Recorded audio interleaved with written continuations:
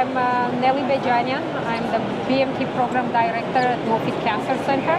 And I'm here with my colleague, Dr. Onyee Chan from Hematologic Malignancy Department. And we have a poster here that we collaborated together with Hematologic Malignancy Department and BMT. So I would like Dr. Chan to tell us more about this study, what the objective and what the study is about. In addition to that, how she can best summarize the results. Yeah, so in this study, we identify over 280 patients who are older than 70 years and receive, half of them receive transplant and the other half receive HMA with venetoclax for at least 3 cycles, but never had transplant.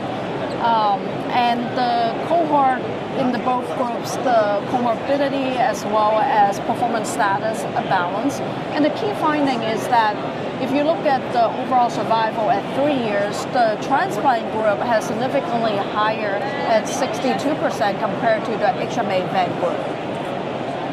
So Dr. Chan, let us know if there were any patients, any group of patients who received chemotherapy only and they benefited with chemotherapy-based strategy.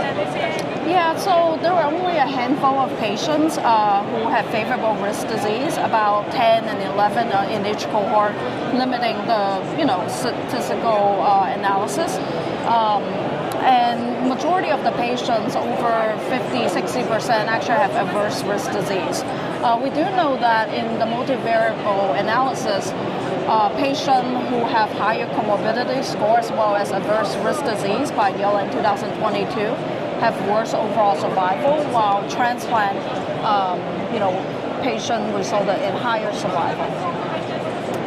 So how about tell us about the subgroup of patients who achieve complete remission with initial chemotherapy?